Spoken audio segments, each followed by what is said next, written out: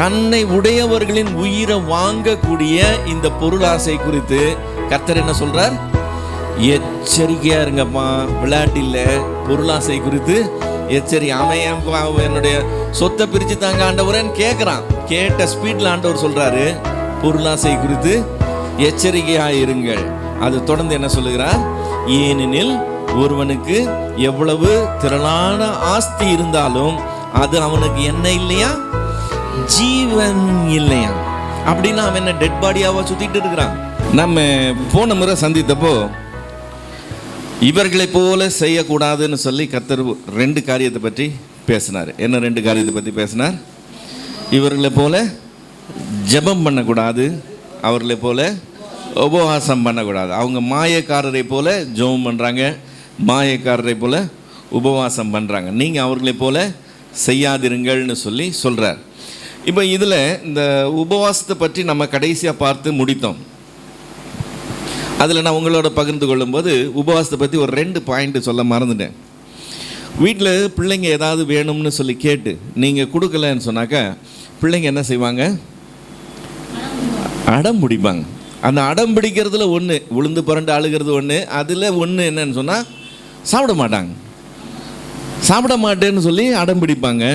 அவங்களுக்கு வேண்டியது கிடைக்கிற வரைக்கும் சாப்பிட மாட்டேன்னு அடம் பிடிக்கிறத நம்ம பார்த்துருக்கிறோம்.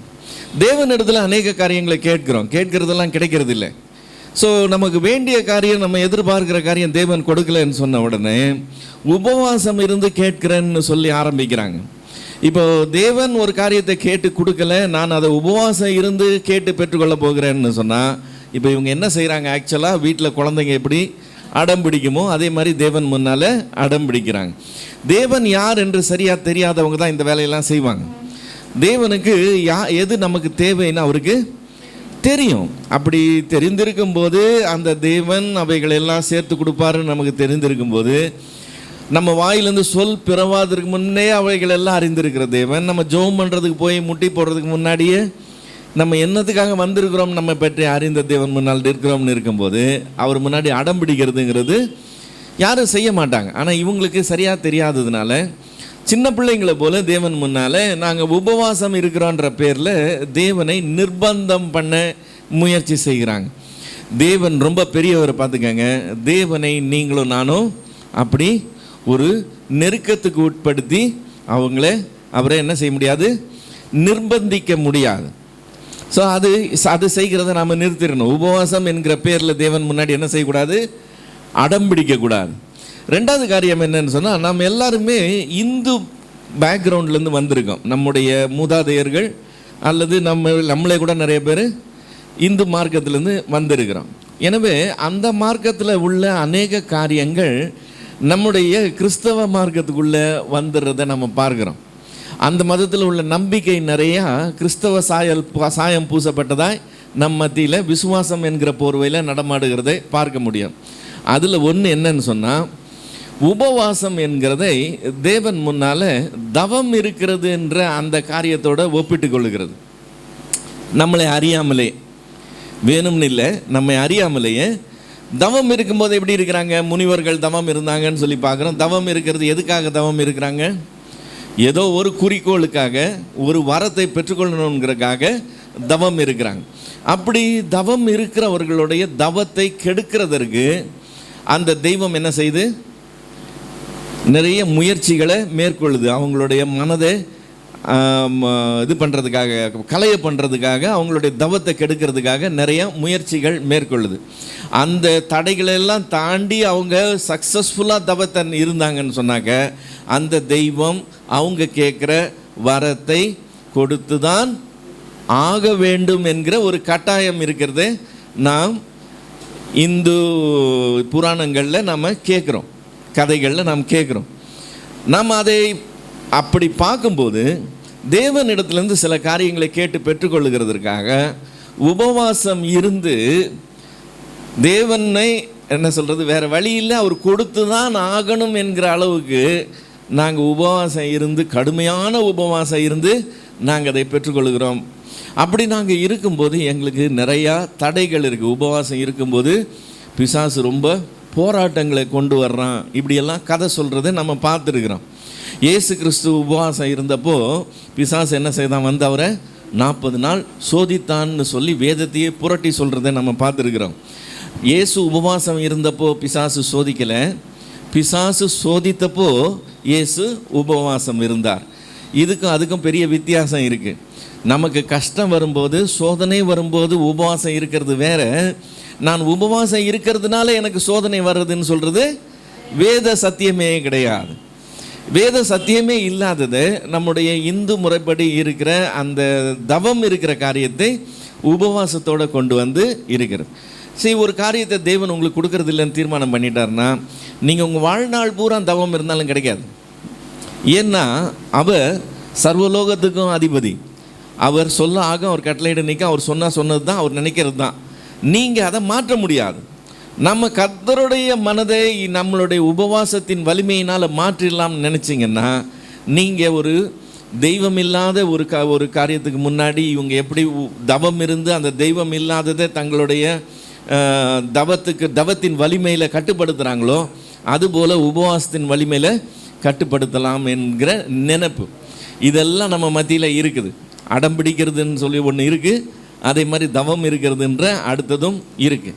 ஸோ உபவாசத்தை தவறாக கற்பனை பண்ணிக்கொள்ளக்கூடாது. உபவாசம் என்கிறது என்னது, நம்ம பார்த்தது மாதிரி தேவன் முன்னாலே நம்முடைய பாவங்களின் நிமித்தம், நம்முடைய அக்கிரமங்களின் நிமித்தம் நாம் மனம் நொறுங்குண்டு நம்மை நாமே தாழ்மைப்படுத்தி அந்த பரிசுத்த தேவன் முன்னாலே ஐயோ ஆண்டவரே நான் இப்படி செஞ்சிட்டேனேன்னு சொல்லி நாம் துக்கப்பட்டு போய் நிற்கும்போது உபவாசம் இருக்கிறோம். ரெண்டாவது, இயேசு கிறிஸ்து உபவாசம் இருந்தது போல் சோதனைகள் ஏற்படும் போது, வாழ்க்கையில் சோதனையான சூழ்நிலைகள் வரும். அப்படி சோதனைகள் ஏற்படும் போது நாம் உபவாசம் இருக்கிறோம். மூன்றாவது, எதுக்காக உபவாசம் இருக்கிறோம், நாம் தேவ பிரசன்னத்தில் போய் நிற்கும்போது சாப்பாட்டினுடைய அவசியம் இல்லை. ஏன்னா அப்புறமா சாப்பிட்றேன், நான் ஆண்டவருடைய பிரசன்னத்தில் இருக்கணும்னு விரும்புகிறேன். நம்ம மோசே 40 நாள் புசியாமலும் குடியாமலும் இருந்தப்போ அவன் துக்கப்பட்டதுனால அப்படி இல்லை, சோதிக்கப்பட்டதுனால அப்படி இல்லை. அவன் தேவ பிரசன்னத்தில் இருந்ததுனால அவனுக்கு புசிக்கவும் குடிக்கவும் அவசியமே இல்லாத அளவுக்கு அவன் தேவ பிரசன்னத்தில் இருந்தான்னு பார்க்குறோம். இதெல்லாம் இல்லாமல் அவ்வப்போது உபவாசம் இருக்கிறது, தேவனோட உறவு கொள்ளுகிறதுங்கிறதும் இருக்குது. ஸோ இந்த 4 காரியங்கள் தானே ஒழிய மற்றபடி அடம் பிடிக்கிறதோ அல்ல கர்த்தரிடத்துல காரியத்தை சாதிக்கிறதுக்காக செய்கிறதோ உபவாசமாய் இருக்காது. இப்போது கர்த்தர் உபவாசம் பண்ணுகிறதையும் ஜெபம் பண்ணுகிறதையும் பற்றி பேசிக்கிட்டே இருக்கும்போது ஒரு காரியம் நடக்குது. அந்த காரியத்தை மத்தேயு தன்னுடைய சுவிசேஷத்தில் சொல்லலை. அதனால் நமக்கு மத்தேயு எழுதின சுவிசேஷத்தில் அது கிடைக்கல. அது எங்கே வருதுன்னு சொன்னால் லூக்கா எழுதின சுவிசேஷத்தில் வருது. லூக்கா எழுதின சுவிசேஷம் 12வது அதிகாரம் 13வது வசனத்திலேருந்து 21வது வசனம் வரைக்கும் உள்ள பகுதியில் லூக்கா அதை சொல்லுகிறதை நாம் பார்க்கிறோம். லூக்கா 12:13 21 வரைக்கும். இப்போ நம்ம மத்தேயு எழுதின சுவிசேஷம் 6வது அதிகாரம் 18வது வசனத்தில் நிறுத்தணும். அவர்கள் செய்கிறது போல் நீங்கள் செய்யாதிருங்கள்னு சொல்லி. 19வது வசனம் என்னன்னு ஆரம்பிக்குது, நீங்கள் பூமியில் பொக்கிஷங்களை சேர்க்காதீங்க. சரி, ஜபத்தையும் உபவாசத்தையும் பற்றி பேசின தேவன் திடீர்னு பொருளையும் பொக்கிஷத்தையும் பற்றி பேச ஆரம்பிக்கிறார். மொத்த திசை, அதாவது பேசிக்கிட்டு இருந்த சப்ஜெக்டே கம்ப்ளீட்டாக மாறுது. அது திசை திரும்புகிறதுக்கு காரணம் என்னன்னா இடையில ஒரு சம்பவம் நடந்துச்சு. அந்த சம்பவத்தை லூக்கா சொல்லுகிறான். லூக்கா 12வது அதிகாரம் 13 வாசிக்கிறேன். அப்பொழுது ஜனக்கூட்டத்தில் ஒருவன் அவரை நோக்கி, போதகரே, ஆஸ்தியை பாகம் பிரித்து என் வீதத்தை எனக்கு தரும்படி என் சகோதரனுக்கு கட்டளையிட வேண்டும் என்று கேட்டுக்கொண்டான். அதற்கு அவர், மனுஷனே, என்னை உங்களுக்கு நியாயாதிபதியாகவும் பங்கிடுகிறவனாகவும் வைத்தவன் யார் என்றார். பின்பு அவர் அவர்களை நோக்கி, பொருளாசை குறித்து எச்சரிக்கையாயிருங்கள், ஏனெனில் ஒருவனுக்கு எவ்வளவு திரளான ஆஸ்தி இருந்தாலும் அது அவனுக்கு ஜீவன் இல்லை என்றார். அல்லாமலும் ஒரு ஓமையை அவர்களுக்கு சொன்னார்.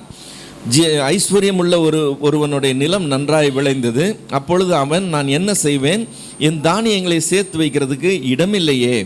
நான் ஒன்று செய்வேன், என் களஞ்சியங்களை இடித்து பெரிதாக கட்டி எனக்கு விளைந்த தானியத்தையும் என் பொருட்களையும் அங்கே சேர்த்து வைத்து பின்பு ஆத்மாவே, உனக்காக அநேக வருஷங்களுக்கு அநேகம் பொருட்கள் சேர்த்து வைக்கப்பட்டிருக்கிறது. நீ இளைப்பாரி புசித்து குடித்து பூரிப்பாயிரு என்று என் ஆத்மாவோடே சொல்லுவேன் என்று தனக்குள்ளே சிந்தித்து சொல்லி கொண்டான். தேவனோ அவனை நோக்கி, மதிகேடனே, உன் ஆத்மா உன்னிடத்திலிருந்து இந்த ராத்திரியிலே எடுத்துக்கொள்ளப்படும், அப்பொழுது நீ சேகரித்தவைகள் யாருடையதாகும் என்றார். தேவனிடத்தில் ஐஸ்வர்யவானாயிராமல் தனக்காகவே பொக்கிஷங்களை சேர்த்து வைக்கிறவன் இப்படியே இருக்கிறான் என்றார். இப்போ ஆண்டவர் பேசிக்கிட்டு இருந்த சப்ஜெக்ட் என்னது? ஜெபம் பண்ணுறதையும் உபவாசம் பண்ணுறதையும். அங்கே இருந்த கூட்டத்தில், ஜனக்கூட்டத்தில் இந்த பிரசங்கத்தை கேட்டுக்கிட்டு இருந்தவன் அவரிடத்தில் எதை பற்றி பேசுகிறான்? என்னுடைய ஆஸ்தியில் என் பங்கை பாகம் பிரித்து தரணும்னு சொல்லி ஒரு வேண்டுகோளை வைக்கிறான். இப்போ இவர் பேசிக்கிட்டு இருந்தது முற்றிலும் வேற, அவன் பேசுனது முற்றிலும் வேற. ஆக மொத்தம் பிரசங்கம் கேட்க வரவங்க எல்லாம் பிரசங்கம் கேட்க வரதில்லை. அவங்கவுங்களுக்கு தலைவலி இருக்குது, அவங்கவுங்களுக்கு வயிற்று வலி இருக்குது. நீ என்ன தான் மேலே இருந்து கூவிக்கிட்டு இருந்தாலும் அவங்க மூளையெல்லாம் எதில் வேலை செஞ்சுட்டு இருக்கோம்? அவங்க பிரச்சனை என்னவோ அதில் தான் வேலை செய்துட்டு இருக்கிறோம். ஸோ சபைக்கு வரவங்க எல்லாம், ஆராதனைக்கு வரவங்க எல்லாம் ஒரே மோட்டிவில் வராங்கன்னு நம்ம கணக்கு பண்ண முடியாது. ஒவ்வொருத்தருக்கு வேறு வேறு மோட்டிவ் இருக்கும். சிலர் இங்கே வந்திருப்பாங்க, அடுப்பு ஆஃப் பண்ணணுன்ற அந்த டவுட் இருக்கும். முடிஞ்சு திரும்பி வீட்டுக்கு போய் ஆஃப் பண்ணலையான்னு பார்க்குறது வரைக்கும் அவங்களுக்கு மனசில் நிம்மதியாக இருக்காது. அப்போ என்ன சொன்னாலும் சொல்கிறதெல்லாம் எங்கே போகும்? இந்த காது வழியாக உள்ளே போய் அந்த காது வழியாக வெளியே போய்கிட்டே இருக்கும். அவங்க மனசு ஸ்டவ் ஆஃப் பண்ணுனா ஆஃப் பண்ணலையோ அதில் தான் ஓடிக்கிட்டு இருக்கும். இப்போ இவனுடைய மனசு எதில் ஓடிக்கிட்டு இருக்கு? இவங்க அண்ணனும் வந்திருக்கிறான், ஆனால் இவங்க அண்ணன் என்ன செய்யலை, இவனுக்கு பிரித்து கொடுக்க மாட்டேங்கிறான். இப்போ எனக்கு பிரித்து தரணும். இப்போ இவர் எனக்கு பேசுவாரா? இவ்வளோ சொல்கிறாரே, இவ்வளோ நியாயமாக பேசுகிறாரே, இவர் எனக்காக கொஞ்சம் நியாயம் செய்யக்கூடாதா அப்படின்னு இவனுடைய தாட் இருக்குது. கம்ப்ளீட்டாக சப்ஜெக்டே இல்லாமல் இவன் வேறு காரியத்தை எடுத்து பேசுகிறான்.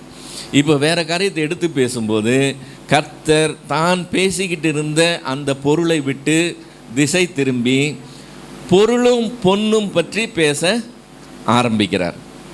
இப்போ அவங்ககிட்ட அவன் சொல்லும்போது என்ன சொல்கிறாரு? தன்னுடைய ஊழியம் இது இல்லைன்னு சொல்கிறார். மனுஷனே, 14வது வசனம் என்ன சொல்கிறாரு? மனுஷனே, என்னை உனக்கு நியாயாதிபதியாக பங்கிடுகிறவனாகவும் வைத்தவன் யாருன்னு சொல்லி கேட்குறார். அது என் வேலை இல்லைப்பா. நீ நினைக்கிற நான் அதுக்கு தகுதியானவன், நான் சொன்னேன் அவங்க அண்ணன் கேட்பான்னு நீ நினைக்கிற, ஆனால் என் வேலை அது இல்லை. ஸோ நம்முடைய வேலை என்னங்கிறதுலையே நம்ம தெளிவாக இருக்கணும். நமக்கு ஆண்டவர் ஊழியம் கொடுத்துருக்கிறாருன்னு சொன்னால் எல்லா வேலையும் நம்ம செய்திடலாம்னு அர்த்தம் கிடையாது. நம்மளுடைய எல்லைகள் உண்டு.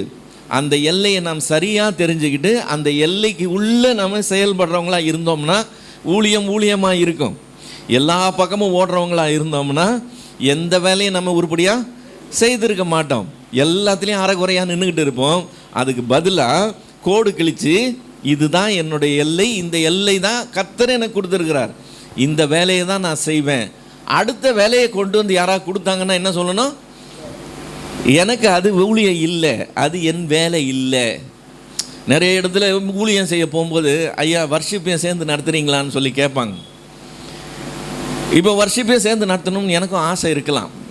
ஏன்னா நல்லா இசை வாசிப்பாங்க, எல்லோரும் சேர்ந்து பாடுவாங்க, நம்மளையும் பாடுறதுக்குன்னு ஒருத்தர் கூப்பிட்றாங்களே அதுவே பெரிய விஷயம்னு சொல்லி எனக்கு ஆசைப்படலாம். ஆனால் என் ஆசையெல்லாம் ஊழியம் ஆகாது. என்னுடைய வேலை என்னது? எனக்கு என்ன ஊழியம் கொடுத்துருக்கிறாரோ, எனக்கு என்ன கிருபை கொடுத்துருக்கிறாரோ அந்த எல்லைக்குள்ளே நிற்கணும். ஐயா அது நான் என்னுடைய வேலை கிடையாது, வேறு யாராவது அதை செய்யட்டும், நான் இதை மட்டும்தான் செய்வேன்னு என்னுடைய எல்லையை நான் ஏற்றுக்கொள்ளணும். இப்போ ஆண்டவர் தெளிவாக இருக்கிறத பார்க்குறோம். நான் நியாயாதிபதி அல்ல, நான் பிரித்து கொடுக்குறவன் இல்லை, நான் இதை தான் செய்ய போகிறேன். இப்போ அவருடைய போதனை என்னது? அதை தொடர்ந்து சொல்லும்போது 15வது வசனத்தில் பின்பு அவர்களை நோக்கி பொருள் ஆசையை குறித்து எச்சரிக்கையாய் இருங்கள் என்று சொல்லுகிறதை பார்க்கிறோம். உலகத்தில் பணமும் பொருளும் முக்கியமான அங்கம் வகிக்குது. இந்த பணமும் பொருளும் ஒருத்தங்கிட்ட இருக்குதுன்னு வச்சுக்கோங்களேன், அவனால் காரியங்களை சாதிக்க முடியும். அது அவனுக்கு முன்னால் போய் அவனுக்காக காரியங்களை சாதித்து முடிக்கும். பணமும் பொருளும் கையில் இருந்ததுன்னா. பணமும் பொருளும் கையில் இருந்ததுன்னு வச்சுக்கோங்களேன், மதிப்பும் மரியாதையும் ஆட்டோமேட்டிக்காக தேடி வரும். யாருன்னே நம்மளை தெரியாதவன்லாம் நம்மளை விஷ் பண்ணுவான், நம்மக்கிட்ட ரொம்ப நல்லா பழகிக்குவாங்க, நம்மளுடைய சிநேகிதம் தேவைன்னு சொல்லி நம்மக்கிட்ட நல்லா ராசியாக இருப்பாங்க, நல்லா பேசுவாங்க, நல்லா பழகுவாங்க. இல்லாதவங்களுக்கு அந்த மரியாதை கிடைக்காது. இருக்கப்பட்டவங்களுக்கு அந்த மரியாதை அவங்க தேடலைன்னா கூட அது அவங்கள தேடி வர்றதை பார்க்குறோம். எனவே மனுஷரில் இல்லாதவங்களும் இருக்கிறவங்களும் 2 பகுதியாக இருக்கும்போது இந்த இல்லாதவங்க அதை அடையணும்னு ஆசைப்படுறாங்க. பொண்ணையும் பொருளையும் அடைஞ்சால் நமக்கு காரியம் வாய்க்க முடியும், நம்மளுக்கு மதிப்பும் மரியாதையும் கிடைக்கும்னு இவங்க ஆசைப்படுறாங்க. அது ஏற்கனவே இருக்கிறவங்க அதை தெய்வமாக பிடிச்சிக்குவாங்க, அதை விட மாட்டாங்க. தன்னுடைய உயிர் போனால் கூட இதை விட மாட்டாங்க. ஏன்? இதுதான் வாழ்க்கையில் முக்கியம்னு சொல்லிட்டு. இப்போ இந்த பொண்ணையும் பொருளையும் அப்படி முக்கியப்படுத்தி அதை தேடுறதா இருந்தாலும் சரி, அதை விடாமல் பிடிச்சிக்கிறதா இருந்தாலும் சரி, அதுக்கு பேர் தான் என்னது? பொருள் ஆசை. வாழ்க்கையில் லட்சியம்னு சொல்லி ஒன்று அவசியம், அப்படி தானே? வாழ்க்கையில் லட்சியம்னு ஒன்று அவசியம். ஒரு லக்கு, நான் இதை அடையணும் அப்படின்னு சொல்லி ஆசைப்பட்டு தொடருகிறது. இப்போது இந்த லட்சியம் அல்லது இது ஒரு ஆசை, நான் அதை என்னுடைய வாழ்க்கையை நான் இப்படி நடத்தணும், இப்படி அடையணும்னு சொல்லுகிறது. இப்போ அந்த ஆசை அல்லது அந்த லக்கு அந்த பொண்ணையும் பொருளையும் அடைகிறதா இருந்ததுன்னு வச்சுக்கோங்களேன், அப்போ அந்த லட்சியம் என்னது? அதுதான் பொருள் ஆசை. அந்த பொருள் ஆசை ரொம்ப டேஞ்சரான ஒரு காரியம்.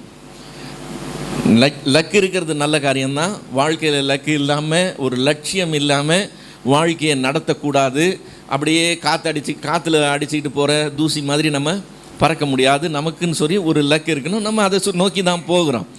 ஆனால் அது நான் காசு சம்பாதிச்சு நான் இதை வாங்கி அதை வாங்கி எனக்கு பொருளை சேர்த்து நான் இப்படி செய்து அப்படி செய்துன்னு சொல்லி பொருளையும் பொன்னையும் குறித்து அதை அடைகிறதை குறித்து லக்கு இருக்குமானால் அதுக்கு பேர் பொருள் ஆசை.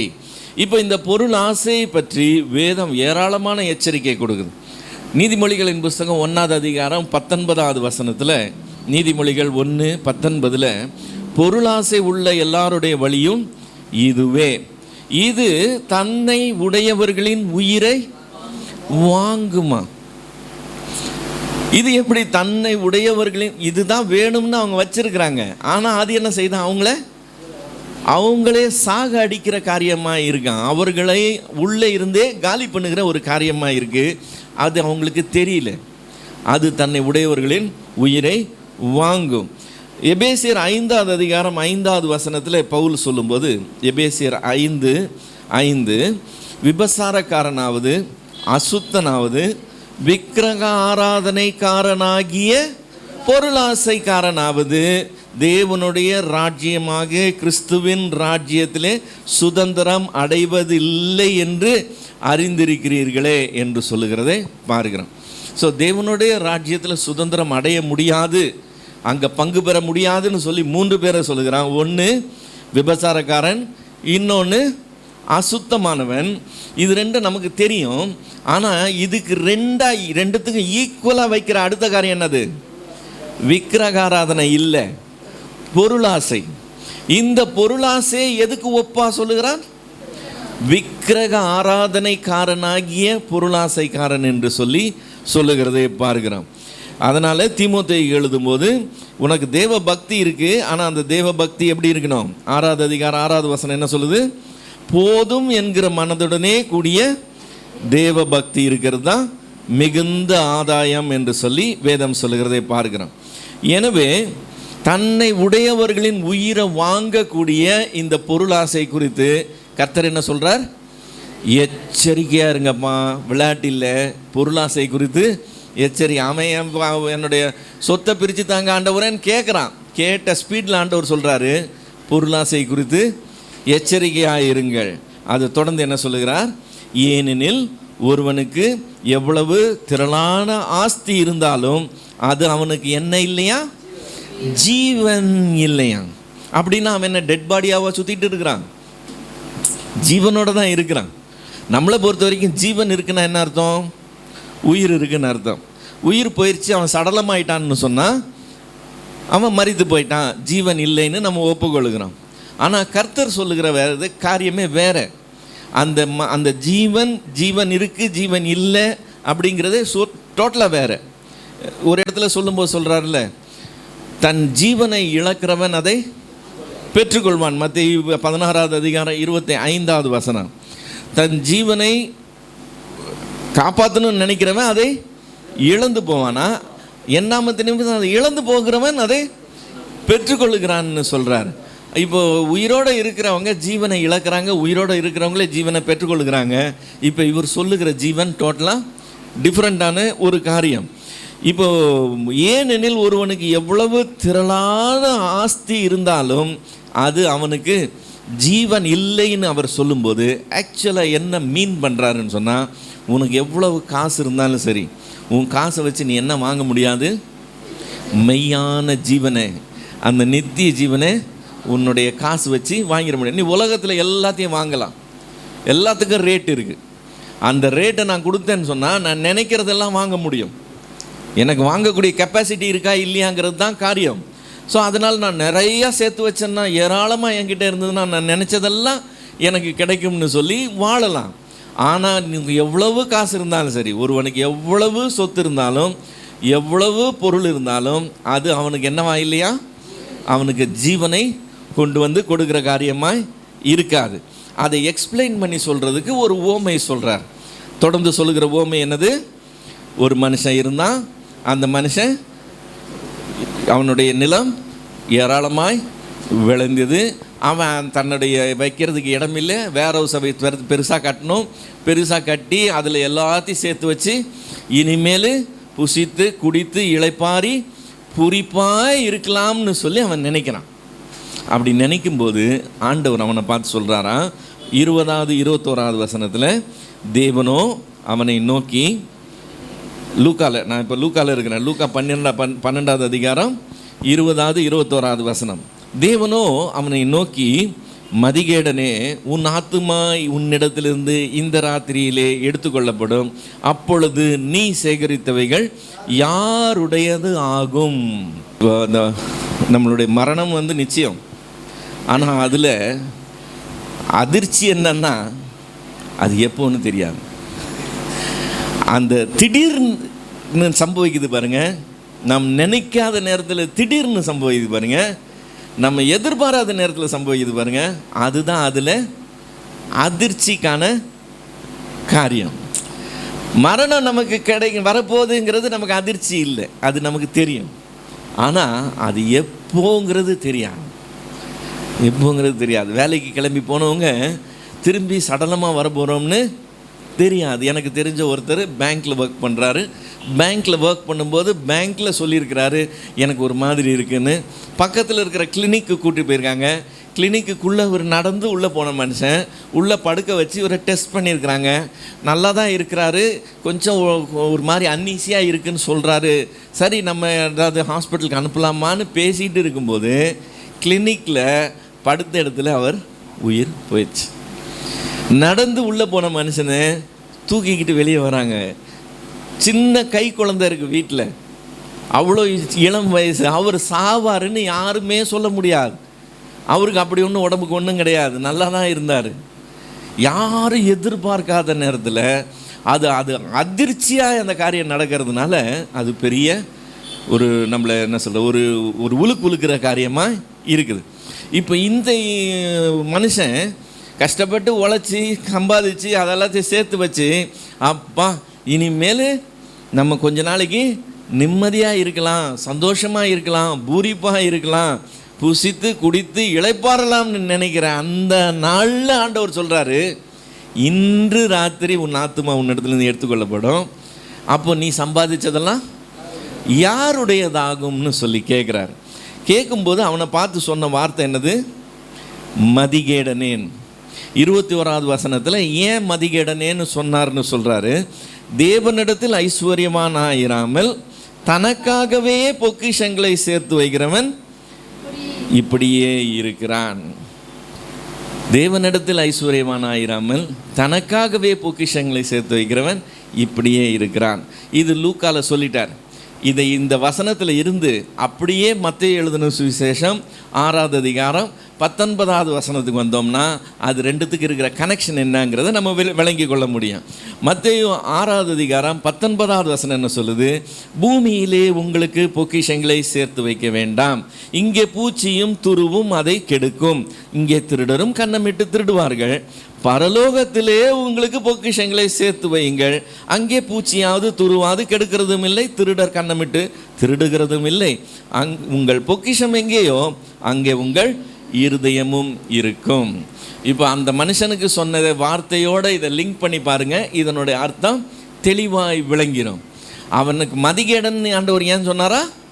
அவன் தேவனிடத்தில் ஐஸ்வர்யவானாயிராமல் தனக்காகவே ஐஸ்வர்யவானாக இருந்தான்.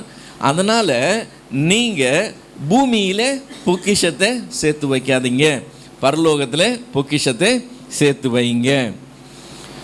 2 இடம் இருக்குது, நாம் அதை தெளிவாக தெரிஞ்சுக்கணும். ஒன்று நாம் பார்க்குற நாம் இருக்கிற இந்த பூமி, இன்னொன்று நம்ம பார்க்காத நம்ம போகிற நம்ம எதிர்பார்க்கிற பரலோகம்.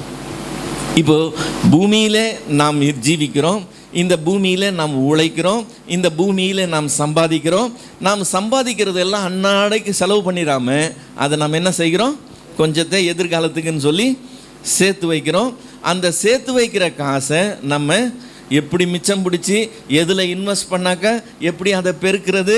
நம்ம சீட்டு போட்டால் சரியாக இருக்குமா, அல்லது நகை சீட்டு போட்டால் சரியாக இருக்குமா, நான் இதை செய்யலாமா அதை செய்யலாமா, இதை வச்சு நான் கொஞ்சம் இடம் வாங்கலாமா, அப்புறம் அந்த இடத்த விற்று நான் இப்படி பண்ணலாமா அப்படி பண்ணலாமா, எப்படியோ நம்ம கஷ்டப்பட்டு சம்பாதிச்ச காசை வாயும் வைத்தியம் கட்டி அந்த காசை நம்ம என்ன செய்கிறோம்? நாளைய தினத்துக்காக சேமித்து வைக்க முயற்சி செய்கிறோம். எனக்கு தெரிஞ்சு ஒருத்தருடைய மகளுக்கு கல்யாணம் பண்ணார். அப்போ மகளுக்கு கல்யாணம் பண்ணும்போது அவர் ஒரு கார் கொடுத்தேன்னு சொன்னார். சரி, நிறைய பேர் இப்போல்லாம் கார் வாங்கி கொடுக்குறாங்க. அவர் பார்க்குறதுக்கு ரொம்ப சாதாரணமான ஆள், ஆனால் நான் சாதாரணமான ஆளுன்னு நினச்சிட்டேன். அவர் என் மகளுக்கு கார் வாங்கி கொடுத்தேன்னு சொன்னார். அப்படியா, என்ன கார் வாங்கி கொடுத்தீங்கன்னு ஒரு விலை உயர்ந்த காருடைய பேர் சொன்னார். கொஞ்சம் எனக்கு ஷாக் ஆகிடுச்சு.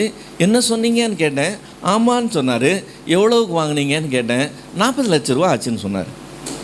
எனக்கு அப்படியே ஒரு பெரிய ஒரு வோல்டேஜ் என்ன டக்குன்னு தாக்குனது மாதிரி இருந்தது. எனக்கு கொஞ்சம் ரெக்கவர் ஆகிறது கொஞ்சம் நேரம் ஆச்சு. 40 லட்ச ரூபாய்க்கு கார் வாங்கி கொடுத்தீங்களான்னு கேட்டேன்.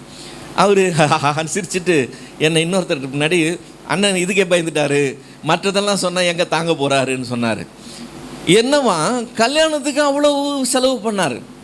கார் மட்டும் 40 லட்சம், அது இல்லாமல் அந்த டெக்கரேஷன் என்ன அது என்ன இதென்ன ஏகப்பட்டது வச்சு செலவு பண்ணார். எனக்கு உண்மையிலே ஜீர்ணிக்கவே முடியல. அவர் போனதுக்கப்புறம் இவர் எனக்கு அறிமுகப்படுத்தினவர்கிட்ட கேட்டேன், எப்படி என்ன இது ஆள் சாதாரணமாக இருக்கிறாரு எப்படின்னு கேட்டேன். அவர் சொல்கிறாரு, அவர் சைக்கிளில் தான் போவார். அவருடைய சம்பாத்தியத்தில் அவருக்கு இன்சென்டிவ் கிடைக்கும். அந்த இன்சென்டிவை எப்படி சம்பாதிக்கிறதுன்னு பார்த்து அந்த இன்சென்டிவை கரெக்டாக அடித்து வாங்குவார். அந்த டார்கெட் அச்சீவ் பண்ணுவார், இன்சென்டிவ் சேர்ப்பார். வர்ற இன்சென்டிவை வீணாக செலவு பண்ணவே மாட்டார். ஆதி காலத்திலேருந்து அந்த காசு எல்லாத்தையும் இங்கே ஒரு இடம் வாங்கி போகிறது, அங்கே ஒரு இடம் வாங்கி போகிறது, இப்படியே செஞ்சுக்கிட்டே இருந்து ஏராளமான சொத்துக்கு சொந்தக்காரர் ஆகிட்டார் கொஞ்ச நாளில்.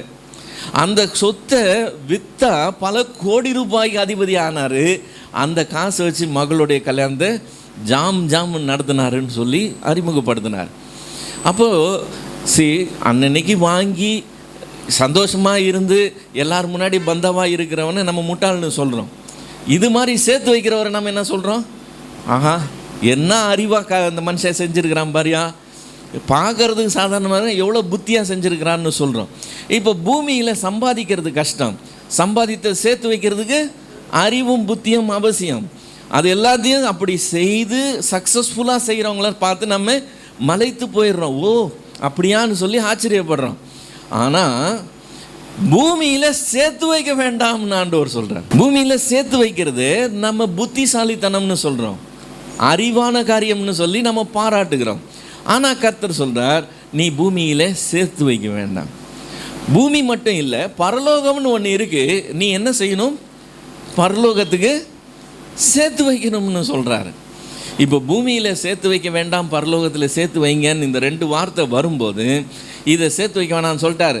என் பேங்க் அக்கௌண்ட்டில் நான் க்ளோஸ் பண்ணிடுறேன், இனிமேல் எனக்கு ஃபிக்ஸட் டெபாசிட் வேணாம், இனிமேல் நான் நகைச்சீட்டு போகிறதில்ல, நான் இனிமேல் பணமே சேர்க்க மாட்டேன்னு சொல்ல போகிறேன்னு சொல்லி நம்ம சொல்ல முடியாது.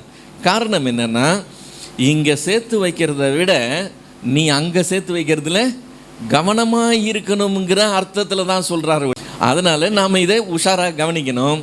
கர்த்தர் என்ன சொல்கிறார், பூமின்னு ஒரு இடம் இருக்கப்பா, அதை பற்றி உனக்கு அதிகம் சொல்ல வேண்டிய அவசியம் கிடையாது. நீ அங்கே தான் இருக்கிற, நீ அதை தான் பார்க்குற, எல்லா காரியங்களையும் நீ அங்கே தான் செய்கிற. அதனால் அதை பற்றி உனக்கு போதிக்க வேண்டிய கட்டாயம் கிடையாது. ஆனால் பரலோகம்ங்கிறத நீ பார்க்கலை. இப்போ நான் என்ன செய்ய வேண்டியிருக்கு, அதை பற்றி உனக்கு அதிகம் சொல்ல வேண்டியிருக்கு. உன்னுடைய கவனத்தை அந்த பக்கம் திருப்ப வேண்டியிருக்குது. இந்த அநித்தியமான இந்த பூமியில் நாம் இவ்வளோ உஷாராக இவ்வளோ கேர்ஃபுல்லாக இருந்து காரியங்களை செய்கிறோமே, அந்த நித்தியமான பரலோகத்துக்கு அதே அளவுக்கு கேர்ஃபுல்லாக இருக்கிறோமா அப்படிங்கிறது நாம் கேட்க வேண்டிய கேள்வி. இப்போ அந்த அளவுக்கு நம்ம முக்கியத்தோடு இருந்து செய்யணுன்றதுக்குண்டான காரியம் என்னென்னா, நம்ம அறியாமல் நம்ம நினச்சிக்கிறோம் பரலோகத்துக்கு போனால் எந்த பிரச்சனை கிடையாது, அங்கே எல்லாமே நமக்கு இனாம், எல்லாம் ஃப்ரீ, கர்த்தர் எல்லாம் கொடுத்துருவார், நம்ம பொழுதெல்லாம் எப்படி இருக்கலாம், சந்தோஷமாக இருக்காங்க, கண்ணீர் கிடையாது, அங்கே கவலை கிடையாது, அங்கே வேர்வை கிடையாது, அங்கே இது கிடையாது கிடையாது, எல்லாம் கர்த்தர் சமூகத்தில் சந்தோஷமாக இருக்க போகிறோம் அப்படிங்கிறது ஒரு நம்மளுடைய எதிர்பார்ப்பாக இருக்குது. ஆனால் கர்த்தர் அப்படி தான் சொல்லியிருக்கிறாரான்னு கொஞ்சம் கவனிக்கிறது நல்லதில்லை. நம்மளாக கற்பனை பண்ணிக்கிறது பதிலாக ஆண்டவர் அப்படி தான் சொல்லியிருக்கிறாரான்னு. நம்ம பாடுற பாட்டில் கூட நிறைய பாட்டில் அந்த மாதிரி பாடுறோம். நான் இனி கண்ணீர் இல்லை, இனி கவலை இல்லை, நாங்கள் இனிமேல் எல்லாம் இப்படி இருக்க போகிறோம். கர்த்தர் என்ன சொல்லியிருக்காருன்னு கொஞ்சம் கவனிக்கணும். கர்த்தர் என்ன சொல்லியிருக்கிறார், யோவான் எழுதின சுவிசேஷம் 14வது அதிகாரம் 2, 3 வசனம். யோவான் 14, 2, 3. என் பிதாவின் வீட்டில் அநேக வாசஸ்தலங்கள் உண்டு, அப்படி இல்லாதிருந்தால் நான் உங்களுக்கு சொல்லியிருப்பேன். ஒரு வாசஸ்தலத்தை உங்களுக்காக ஆயத்தம் பண்ண போகிறேன். நான் போய் உங்களுக்கு ஸ்தலத்தை ஆயத்தம் பண்ணின பின்பு நான் இருக்கிற இடத்துல நீங்களும் இருக்கும்படி நான் மறுபடியும் வந்து உங்களை என்னிடத்தில் சேர்த்து கொள்ளுவேன். இப்போ ஒரு கேரண்டியாக சொல்லுகிற காரியம் என்ன, உங்களுக்கு என்ன இருக்குது, வாசம் பண்ணுகிறதுக்கு ஒரு ஸ்தலம் இருக்குது. பரலோகத்தில் உங்களுக்கு வாசஸ்தலம் இருக்குது. நான் அதை என்ன பண்ண போகிறேன், போய் உங்களுக்காக ஆயத்தம் பண்ண போகிறேன். அதை ஆயத்தம் பண்ணின பின்பு நான் வந்து என்ன செய்ய போகிறேன், நான் இருக்கிற இடத்துல நீங்களே என்னோட இருக்கும்படி நான் என்னோட சேர்த்துக்கொள்ள போகிறேன்னு சொல்கிறார். இப்போ ஆயத்தம் பண்ணணும், ஸ்தலத்தை ஆயத்தம் பண்ணணும்னு சொன்னவர் கூடவே என்ன சொல்கிறாரு, மத்தேயு எழுதின இந்த மத்தேயு 6வது அதிகாரம் 19, 20,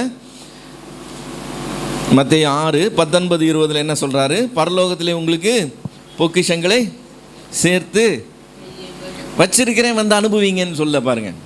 உங்களுக்கு ஒரு வாசஸ்தலத்தை ஆயத்தம் பண்ணுற, நீங்கள் வந்து அங்கே வாசம் பண்ணுங்கன்னு சொன்னவர் உங்களுக்காக பொக்கிஷம் சேர்க்கப்பட்டிருக்கு, நீங்கள் வந்து ஜாலியாக இருக்கலாம் வாங்கன்னு சொல்லலை. அங்கே என்ன செய்யணுமா, பொக்கிஷத்தை சேர்த்து வைக்கணுமா. யார் சேர்த்து வைக்கணுமா, எனக்காக அவர் யாமையும் செய்து முடித்தார்னு சொல்லும்போது எனக்காக பொக்கிஷம் கூட சேர்த்து வச்சிட்டாருன்ற கணக்கு வரல. அந்த பொக்கிஷத்தை யார் சேர்க்கணுமா, நாம் சேர்க்கணுமா. அதுதான் அதில் காரியமே. நமக்கு அங்கே வாசம் பண்ணுகிற ஸ்தலம் இருக்குது, ஆனால் அங்கே பரலோகத்தில் பொக்கிஷத்தை நீங்களும் நானும் சம்பாதித்து வைக்கிறவர்களாக இருக்கணும். பூமியில் சம்பாதிக்கிறதுக்கு நமக்கு அதிகம் சொல்லித்தர வேண்டிய அவசியம் கிடையாது. நம்ம இங்கே சம்பாதிக்காமல் இருந்தால் சாப்பாட்டுக்கு வழி இல்லைன்னு நமக்கு தெரியும், நம்ம சம்பாதிக்கணும். சம்பாதிக்கிறதெல்லாம் சாப்பிட்டு தீக்கிறது இல்லை, அதை சேர்த்து வைக்கணும்னு தெரியும், நாம் சேர்த்தும் வைக்கிறோம். சேர்த்து வச்சாலும் அதை லாபகரமாக சேர்த்து நம்ம அதை எப்படி பெருக்கணும்னு தெரியும், நாம் அதை செய்கிறோம். இதுக்கெல்லாம் யாரும் சொல்லிக் கொடுக்க வேண்டிய அவசியமே இல்லை. ஆனால் சொல்லிக் கொடுக்க வேண்டியது என்ன இருக்குது, பரலோகத்தில் உனக்கு பொக்கிஷம் கிடையாது. உனக்கு பொக்கிஷம் வேணும்னா என்ன செய்யணும், நீ தான் சம்பாதிக்கணும், நீ தான் சேர்த்து வைக்கணும். எப்படி சம்பாதிக்கிறது, எப்படி சேர்த்து வைக்கிறது? பரலோகத்தில் போய் வேலை செஞ்சு அங்கே ஏதாவது டியூட்டி பார்த்து ஓவர் டைம் செஞ்சு அங்கே ஏதாவது இன்சென்டிவ் வாங்கி கொஞ்சம் கொஞ்சமாக சேர்த்து அப்படி கொண்டு வந்துடலாமா அப்படின்னு சொன்னால் அங்கே வேலை டியூட்டியே கிடையாது, அங்கே பணமும் கிடையாது, அங்கே உங்களுக்கு யாரும் சம்பளம் கொடுக்க போகிறது இல்லை. அப்போ எப்படி சேர்த்து வைக்கிறதுனா, இங்கே இருக்கும்போதே நாம் சேர்த்து வைக்கணுமா? இங்கே இருக்கும்போது எப்படி பிரதர் அங்கே சேர்த்து வைக்க முடியும்னு சொன்னால், அதையும் ஆண்டவரே சொல்கிறார். மத்திய 5வது அதிகாரத்தில், மத்திய 5:11-12, மத்திய 5வது அதிகாரம் 11-12, என் நிமித்தம் உங்களை நிந்தித்து துன்பப்படுத்தி பலவிதமான தீமையான மொழிகளையும் உங்கள் பேரில் பொய்யாய் சொல்வார்களானால் பாக்கியவான்களாக இருப்பீர்கள், சந்தோஷப்பட்டு களிகூறுங்கள், பரலோகத்தில் உங்கள் பலன் மிகுதியாக இருக்கும் ஆண்டவர் சொல்கிறார். இப்போ பரலோகத்தில் பலன் கிடைக்குமா? அந்த பலன் எக்கச்சக்கமாக இருக்கணும்னா என்ன செய்யணுமா? உபத்திரவப்படுறதுக்கு பயப்படக்கூடாது. உபத்திரவப்படுறதுக்கு பயப்படக்கூடாதான். இப்போ உபத்திரவம் என்கிறது ஒரு காரியம், சுகமாக இருக்கிறதுன்றது இன்னொரு காரியம். நம்முடைய ஜெபமெல்லாம் எதை பற்றி இருக்குன்னு மட்டும் சொல்லுங்கள் பார்க்கலாம். ஆண்டவரே நாங்கள் சுகமாக இருக்கணும், நாங்கள் சௌக்கியமாக இருக்கணும், நாங்கள் பாதுகாப்பாக இருக்கணும், எங்களுக்கு எதுவும் வந்துடக்கூடாது, ஒருத்தரும் ஒரு சொல்லிடக்கூடாது, ஒருத்தரும் ஒரு கல் அடிச்சிடக்கூடாது, நாங்கள் பத்திரமாக இருக்கணும். நீங்கள் இரத்தத்தால் மூடி இரத்த கோட்டைக்குள்ளே வச்சு எங்களை பாதுகாத்து கொள்ளணும். பவுல் அடி வாங்கிக்கலாம், பேதுரு அடி வாங்கிக்கலாம், சீலா அடி வாங்கிக்கலாம். ஆனால் நாங்கள் எதுக்கு பிறந்திருக்கிறோம்? சுகமாக இருக்கிறதுக்காக நாங்கள் பிறந்திருக்கிறோம். நாங்கள் போய் உபத்திரவப்படுறதுக்காக எங்களை அனுபவிச்சிடாதீங்க. இதுதான் எல்லாருடைய ஜெபம். ஆனால் அங்கே பலன் மிகுதியாக எப்போ கிடைக்குமா? உபத்திரவப்பட்டீங்கன்னு வச்சுக்கோங்களேன், அங்கே பலன் மிகுதியாக இருக்குமா. இப்போ அங்கே பலன் மிகுதியாக வேணும்னு நினைக்கிறவங்க இங்கே உபத்திரவத்தை பார்த்து என்ன செய்ய மாட்டாங்க? பயப்பட மாட்டாங்க. உபத்திரவத்தை ஆக்சுவலாக சந்தோஷமாக எடுத்துக்குவாங்க. சீஷர்களை முதல் அடித்தாங்க. முதல் 4வது அதிகாரத்தில் பார்த்தீங்கன்னா, அப்போஸ்தலர் 4வது அதிகாரத்தில் அவங்கள கூப்பிட்டு பயமுறுத்தி அனுப்பிச்சிட்டாங்கன்னு இருக்கும். 5வது அதிகாரத்தில் பார்த்தீங்கன்னா அவர்களை அடித்து அனுப்புனாங்கன்னு இருக்கும். இப்போது 4வது அதிகாரத்தில் பயமுறுத்தி அனுப்புனப்புறம் அவங்க ஒன்றும் சட்டை பண்ணிக்கல. 5வது அதிகாரத்தில் அடித்து அனுப்புனாங்க பாருங்கள். திரும்பி வந்து சந்தோஷமாக வந்தாங்களாம். அவர் நாமத்தின் நிமித்தம் இப்படி துன்பப்படுறதுக்கு பாத்திரவான்களாய் கருதப்பட்டதை குறித்து அவங்க சந்தோஷப்பட்டாங்க. அவங்க அதை எதிர்பார்க்குறாங்க, அது சந்தோஷப்படுறாங்க. நவீன திருச்சபை அதை எதிர்பார்க்குறதும் இல்லை, அதை வரவேற்கிறதும் இல்லை, அதுக்கு காத்திருக்கிறதும் இல்லை, அதை ஏற்றுக்கொள்ளுகிறதும் இல்லை. அதெல்லாம் வேண்டாம் எங்களுக்கு. அது நார்த் இந்தியாவில் அடிக்கிறாங்க அப்படின்லாம் நாங்கள் கேள்விப்படுறோம். ஆந்திரா வரைக்கும் கூட வரட்டும், நோ ப்ராப்ளம். தமிழ்நாட்டுக்குள்ளே வந்துடக்கூடாது. இது அமைதி பூங்கா, பார்த்துக்காங்க. இங்கே அப்படியெல்லாம் நடக்கக்கூடாது. ஓ, தமிழ்நாட்டிலே நடக்குதா? நடக்குது. சவுத் இந்தியாவில் நடக்குது, தென் தமிழகத்தில் நடக்குது. நாங்கள்லாம் அதில் சேஃப்டி, எங்கள் மத்தியில் அப்படியெல்லாம் இருக்கக்கூடாது. அப்படிப்பட்ட ஆட்சி தான் எங்களுக்கு வேணும். நாங்கள் அப்படி தான் ஓட்டே போடுவோம்.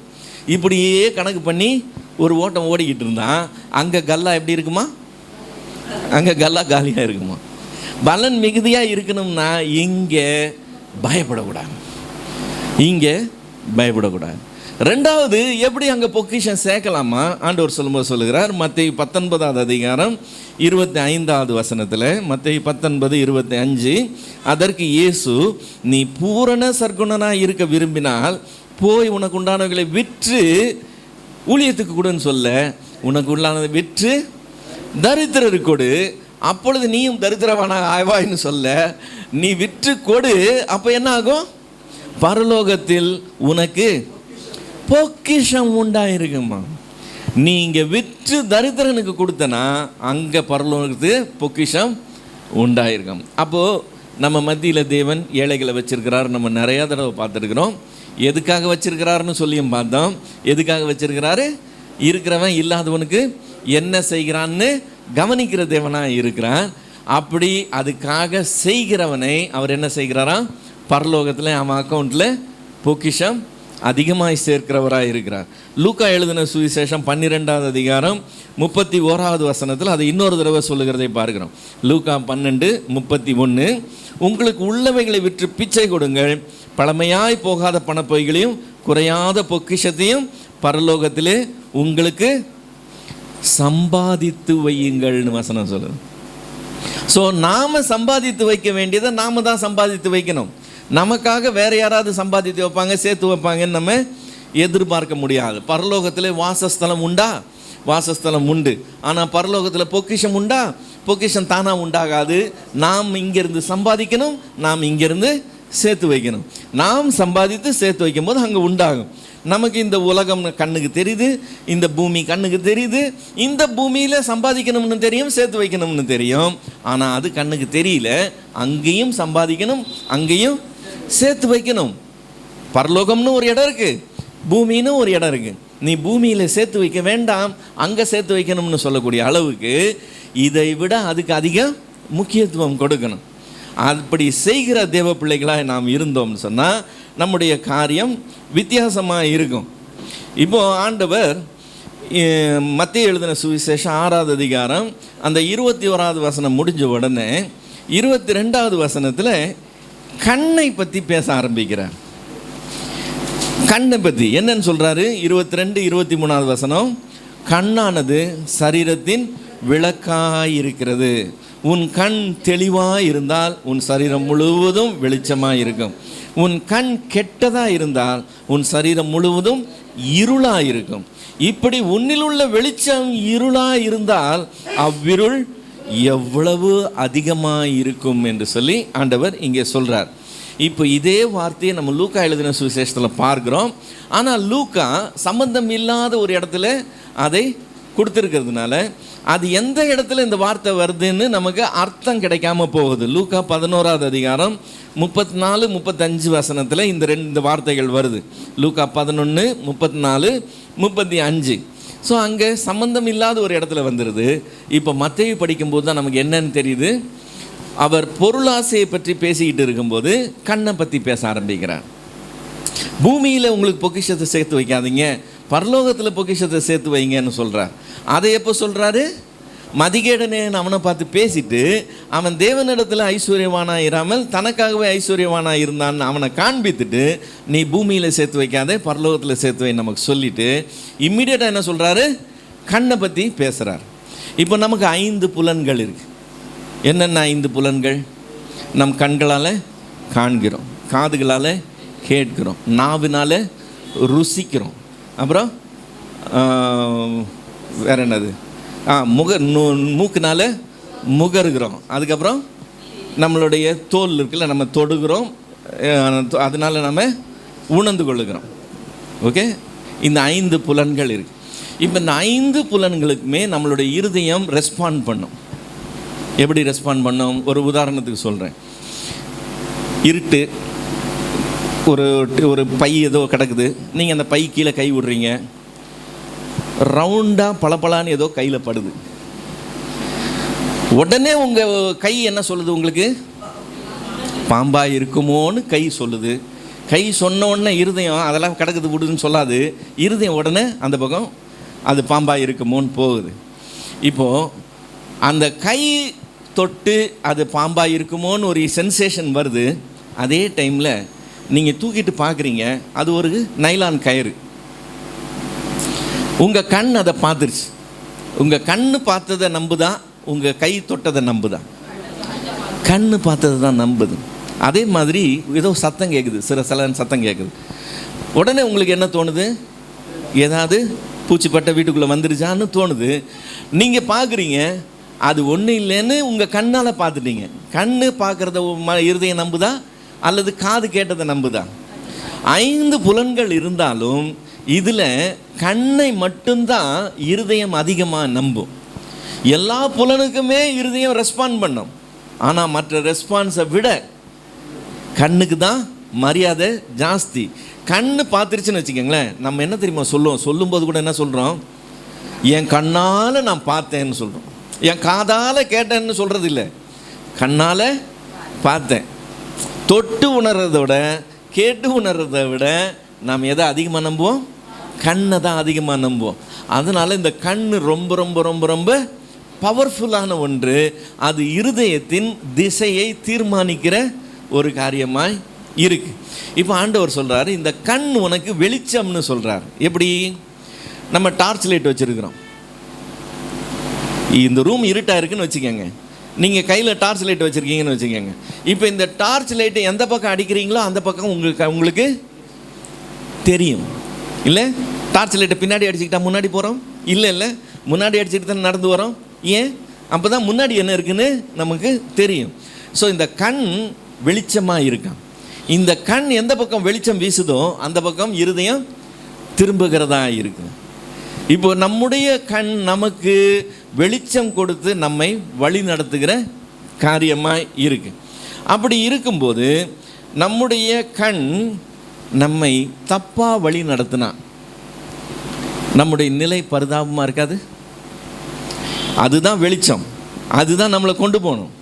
அது பார்க்கக்கூடாததை பார்த்துக்கிட்டு நம்மை தப்பாக வழி நடத்துச்சுன்னு சொன்னால் நம்ம போகக்கூடாத இடத்துக்கு போய் சேர்ந்துருவோம். புரியுதுங்களா? இப்போ ஆண்டவர் சொல்கிறாரு, பூமியிலே உங்களுக்கு பொக்கிஷத்தை சேர்த்து வைக்க வேண்டாம், பரலோகத்திலே சேர்த்து வைங்கன்னு சொல்கிறார். உங்கள் பொக்கிஷம் எங்கேயோ அங்கே உங்கள் இருதயம் இருக்கும்னு சொல்கிறார்.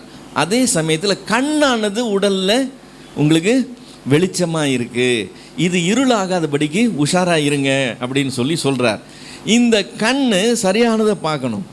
அது பூமியை பார்க்குதா அல்லது பரலோகத்தை பார்க்குதாங்கிறது கொஸ்டின். இந்த அழிந்து போகிற இந்த பூமியை பார்த்து இந்த அழிந்து போகிற பூமியில் கிடைக்கிற மேன்மையும் பெருமையும் இந்த பூமியில் நாம் சம்பாதிக்கிறது நாம் அனுபவிக்கிற இந்த காரியங்களையும் பெரிதாய் நினைத்து இந்த கண் நம்ம வழி நடத்துச்சுன்னா நாம் பூமிக்குரியவர்களாக இருப்போம்.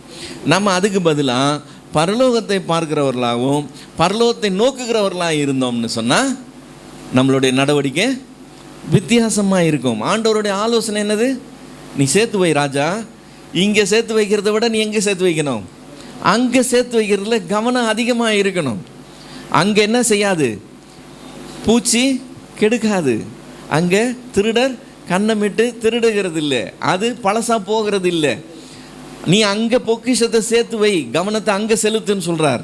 நம்முடைய கண் நம்மை அங்கே நடத்துறது பதிலாக இங்கே நடத்துச்சுன்னு சொன்னால் நம்முடைய கண் நம்மை வஞ்சிக்கிறதா இருக்கும். அப்போ இந்த கண் சரியான வழியில் நடத்துச்சுன்னா இருதயம் பின்னாடி போச்சுன்னா பிரச்சனை கிடையாது. கண் உலகத்தை பார்த்து உலகத்தின் காரியங்களை பற்றி பேசுதுன்னு சொன்னால் நம்முடைய இருதயம் வஞ்சிக்கப்படும், அடுத்து நாம் வஞ்சிக்கப்படுவோம், நம்மளுடைய வாழ்க்கையே போய் சேரக்கூடாத இடத்துல போய் சேருகிறதா இருக்கும். எபேசியருக்கு எழுதும்போது பவுல் இதை ரொம்ப அழகாக எக்ஸ்பிளைன் பண்ணுறதை பார்க்குறோம். எபேசியர் 1ஆவது அதிகாரம், எபேசியர் 1:18-19. ஆக்சுவலாக எபேசியருக்காக பவுல் பண்ணுகிற விண்ணப்பம் இது, ஆண்டவரை பார்த்து பண்ணுகிற விண்ணப்பம். என்னென்னு விண்ணப்பம் பண்ணுறான்னா, என்னென்னு ஜெபம் பண்ணுறான்னா, 18வது வசனத்துலேருந்து வாசிக்கிறேன். தாம் நம்மை அழைத்ததினாலே நமக்கு உண்டாயிருக்கிற நம்பிக்கை இன்னதென்றும் பரிசுத்தவான்களிடத்தில் தமக்கு உண்டாயிருக்கிற சுதந்திரத்தினுடைய மகிமையின் ஐஸ்வர்யம் இன்னதென்றும் தாம் கிறிஸ்துவை மரித்தோரிலிருந்து எழுப்பி அவரிடத்தில் நடப்பித்த தமது பலத்த சத்துவத்தின் வல்லமையின்படியே விசுவாசிக்கிறவர்களாகிய நம்மிடத்தில் காண்பிக்கும் தம்முடைய வல்லமையின் மகா மேன்மையான மகத்துவம் இன்னதென்றும் நீங்கள் அறியும்படி அவர் உங்களுக்கு பிரகாசமுள்ள மனக்கண்களை கொடுக்க வேண்டும் என்று வேண்டிக் கொள்கிறேன். இப்போ இவ்வளோ நேரம் சொன்ன எதுவுமே கண்ணுக்கு தெரியாத ஐட்டம் பார்த்துக்கங்க. இப்போ மறுபடியும் முதல்லேருந்து வரேன். 3 காரியத்தை சொல்லுகிறான். ஒரு காரியம் தேவனிடத்தில் நமக்கு இருக்கிறது, 2வது காரியம் நம்மிடத்தில் தேவனுக்கு இருக்கிறது, 3வது காரியம் தேவன் நம்மத்திலே இன்னைக்கு வரைக்கும் நடப்பிக்கிற காரியங்கள். ஓகே, இப்போ நான் மறுபடியும் வாசிக்கிறேன், கவனிங்க. தாம் நம்மை அழைத்ததினாலே நமக்கு உண்டாயிருக்கிற நம்பிக்கை இன்னதுன்னு தெரியணுமா? நம்பர் 1. பரிசுத்தவான்களில் தமக்கு உண்டாயிருக்கிற சுதந்திரத்தினுடைய மகிமையின் ஐஸ்வர்யம் இன்னதென்றுன்னு தெரியணுமா? நம்பர் 2. நம்பர் 3 என்னது? தாம் கிறிஸ்துவை மரித்தோரிலிருந்து எழுப்பி அவரிடத்தில் நடப்பித்த தமது பலத்த சத்துவத்தின் வல்லமையின்படியே விசுவாசிக்கிறவர்களாகிய நம்மிடத்திலே காண்பிக்கும். அதாவது 2000 வருஷம் ஆச்சு கிறிஸ்துவை எழுப்பி, அன்னைக்கு நடப்பித்தார். அன்னைக்கு ஒரு நாளில் நடப்பித்ததை திரும்ப சொல்கிறது இல்லை. அன்னைக்கு நடப்பித்த அந்த வல்லமையின்படியே 2000 வருஷம் கழித்து இன்னைக்கு இருக்கிற நம்முடைய வாழ்க்கையில் அவர் என்ன செய்கிறாரா? தம்முடைய வல்லமையின்படி மகா மேன்மையான மகத்துவங்களை என்ன செய்கிறாரா? காண்பிக்கிறாராம். அதை நாம் பார்க்கணுமா? இந்த 3 காரியங்களை நீங்கள் அறியும்படி உங்களுக்கு என்ன வேணும்? பிரகாசமான மனக்கண் வேணும்னு சொல்லுங்க. கண்ணானது உடல்ல வெளிச்சமாக இருக்கு, உன்னிலே இருக்கிற வெளிச்சம் இருளாதபடி எச்சரிக்கையாக இருன்னு ஆண்டவர் சொல்கிறார். சொல்லிட்டு நமக்கு ஆலோசனையாக சொல்கிறது என்னன்னா, உன் கண்ணு இருண்டு போகாமல் அது இருளாகாமல் ஜாக்கிரதையாக இருன்னு சொல்கிறார். பவுல் இங்கே பிரகாசமான மனக்கண் வேணும்னு சொல்லுகிறான். இதை சாலமோன் சொல்லும்போது இன்னும் அழகாக சொல்லுகிறான். நீதிமொழிகளின் புஸ்தகம் 23வது அதிகாரம் 5வது வசனம். நீதிமொழிகள் 23:5, இல்லாமல் போகும் பொருள் மேல் உன் கண்களை பறக்க விடுவானேன். நீ கண்ணு பார்க்குற சகோதரனே, நீ பார்க்கறது எதை பார்க்குற? நீ இல்லாமல் போகும் பொருள் மேலே பார்த்துக்கிட்டு இருக்கிற. நிலையான பொருள் மேலே உன்னுடைய கண்ணு போகணும். அதுக்கு பதிலாக இல்லாமல் போகும் பொருள் மேல் உன் கண்ணை பறக்க விடுவானேன் என்று சொல்லுகிறான். இன்னைக்கு வரைக்கும் நீங்கள் பார்த்தீங்கன்னா, எவ்வளவு தான் சுவிசேஷம் சொன்னாலும் சரி, எவ்வளவு தான் போதனை கொடுத்தாலும் சரி, இந்த உலகின் பகட்டை பார்த்து, இந்த உலகினுடைய பெருமையை பார்த்து, இந்த உலகத்தின் ஐஸ்வர்யத்தின் மயக்கத்தை பார்த்து, அதை பின்தொடர்ந்து கெட்டு போனவர்கள் கோடியான பேர் இருக்கிறாங்க. அவங்களுடைய கண் அவங்கள வஞ்சிக்குது. அவங்களுக்கு அதுதான் நிலையான காரியமாய் கண்ணுக்கு தெரியுது. அவங்களுக்கு அதுதான் உண்மையான பொருளாய் கண்ணுக்கு தெரியுது. ஆக்சுவலாக அது நிலையற்ற ஒரு பொருள். அதை அவங்க சரியாக உணர்ந்து கொள்ளவே இல்லை. இப்போ இந்த கொரிந்தியர்கள் எழுதும்போது பவுல் சொல்லுகிற வார்த்தை 2 கொரிந்தியர் 4வது அதிகாரம் 17-18வது வசனம். 2 கொரிந்தியர் 4வது அதிகாரம் 17-18. மேலும் காணப்படுகிறவைகளே அல்ல, காணப்படாதவைகளையே நோக்கி இருக்கிற நமக்கு அதி சீக்கிரத்தில் நீங்கும் லேசான நம்முடைய உபத்திரவம் மிகவும் அதிகமான நித்திய கனமகிமையை உண்டாக்குகிறது. ஏனெனில் காணப்படுகிறவைகள் அநித்தியமானவைகள், காணப்படாதவைகள் நித்தியமானவைகள். ஆண்டவர் பூமி பரலோகம்னு சொன்னார். இவன் சொல்றது காணப்படுகிறவைகள் காணப்படாதவைகள்னு சொல்லுகிறான். இந்த பூமி காணப்படுகிற காரியம். காணப்படுகிறவைகள் எல்லாம் என்னவா? அநித்தியமா. வேணா உங்களை சுற்றி பாருங்க, எதெல்லாம் உங்கள் கண்ணுக்கு தெரியுதோ அதெல்லாம் ஒரு நாள் இருக்காது. அதெல்லாம் ஒரு நாள் இருக்காது. நீங்கள் பார்க்குற இந்த அண்ட சராசரமும் எதுக்கு இறையாக வைக்கப்பட்டிருக்கான்? அக்கினிக்கு இறையாக வைக்கப்பட்டிருக்கான். எல்லாம் ஒரு நாள் ஒளிந்து போக போகுது. ஆனால் அதே சமயத்தில் கண் காணாதது இருக்குது. அது என்ன காரியம்? நித்தியமான காரியம். அதுக்கு அழிவே கிடையாது. அது பர்மனண்டான ஒரு காரியம். நாம் காணப்படுகிறவைகளை அல்ல, எதை நோக்கி இருக்கணுமா? காணப்படாதவைகளை நோக்கி இருந்தோம்னு சொன்னால், இந்த உலகத்தில் நாம் படுகிற இந்த உபத்திரவம் எப்படிப்பட்ட உபத்திரவமாக கண்ணுக்கு தெரியுமா? அதி சீக்கிரத்தில் நீங்குகிற லேசான உபத்திரவமாய் கண்ணுக்கு தெரியுமா? அதனால் நமக்கு அங்கே என்ன கிடைக்குமா? மகிமையும் கனமும் கிடைக்குமா? அந்த மகிமையும் கனமும் எப்படிப்பட்டதா? மிகவும் அதிகமான நித்தியமான கனமும் மகிமையுமா. இப்போ இது வேணுமா அது வேணுமா? எங்களுக்கு இதெல்லாம் இங்கே வேண்டான்னு சொன்னால் அங்கே அது கிடைக்காது. இதை இங்கே ஏற்றுக்கொள்ளுகிறது ரெடியாக இருந்தால் அங்கே அது நமக்கு கிடைக்கும். இங்கே எனக்கு சுகவாழ்வு வேணும்னு சொல்லும்போது, சுகவாழ்வுக்காக தான் நான் இயேசுவை தேடி வந்தேன்னு சொல்லும்போது, அங்கே அது கிடைக்கவே கிடைக்காது. சும்மா கிடைக்கிறது இல்லை. அது சம்பாதிக்க வேண்டிய காரியம், சம்பாதிச்சு சேர்த்து வைக்க வேண்டிய ஒரு காரியம். இவ்வளவே சொல்லிட்டு ஆண்டவர் சொல்கிறாரு 24வது வசனம், மத்தேயு 6வது அதிகாரம் 24வது வசனம், 2 எஜமான்களுக்கு ஊழியம் செய்ய உங்களுக்கு ஒருவனாலும் கூடாது. ஒருவனை பகைத்து மற்றவனை சிநேகிப்பான், ஒருவனை பற்றி கொண்டு மற்றவனை அசட்டை பண்ணுவான். தேவனுக்கும் உலக பொருளுக்கும் ஊழியம் செய்ய உங்களால் கூடாது. இது வந்து காணப்படுகிற காரியம், அது காணப்படாத காரியம். நான் காணப்படாத காரியம் எனக்கு வேணும், அதுக்காக காணப்படுகிற காரியத்தை நான் விட்டுற முடியாது. ஓரளவுக்கு நான் பேலன்ஸ் பண்ண போகிறேன். இதில் ஒரு கால் அதில் ஒரு கால், நான் இதையும் சக்ஸஸ்ஃபுல்லாக செய்வேன் அதையும் சக்ஸஸ்ஃபுல்லாக செய்வேன்னு நீ நினச்சேன்னு சொன்னால் அது உன்னாலே கூடாத காரியம்னு சொல்லி கர்த்தர் சொல்கிறார். 2 எஜமான்களுக்கு ஊழியம் செய்கிறது ஒருவனாலும் கூடாதான். தேவனுக்கும் உலக பொருளுக்கும் ஊழியம் செய்ய உங்களால் கூடாது. அப்போ அவர் என்ன சொல்கிறாரு? இப்போது உனக்கு முன்னாடி சாய்ஸ் இருக்கு. Make your choice. நீ எதை தெரிந்து கொள்ள போகிறன்னு இப்போ தீர்மானம் பண்ணு. நீ உலகத்தை சேவிக்கிறதுக்காக தீர்மானம் எடுக்கிறியா, காணப்படுகிறவைகள் உனக்கு முக்கியமானதாக தெரியுதா, அதை முடிவு பண்ணு. காணப்படாதவைகள் முக்கியமானது தெரியுதா, நீ தேவனை சேவிக்க போறேன்னு முடிவு பண்ணுறியா, அதை முடிவு பண்ணு. அதை முடிவு பண்ணி நீ போ. நீ ரெண்டு பக்கமும் ஒரே டைமில் மூவ் பண்ணுவேன்னு சொல்லி கணக்கு பண்ணாத. அது உன்னாலே கூடாதுன்னு ஆண்டவர் சொல்கிறார். அது உன்னாலே கூடாது. அதை அவர் சொல்லிட்டு அடுத்து சொல்லுகிற வார்த்தை ஆகையால்.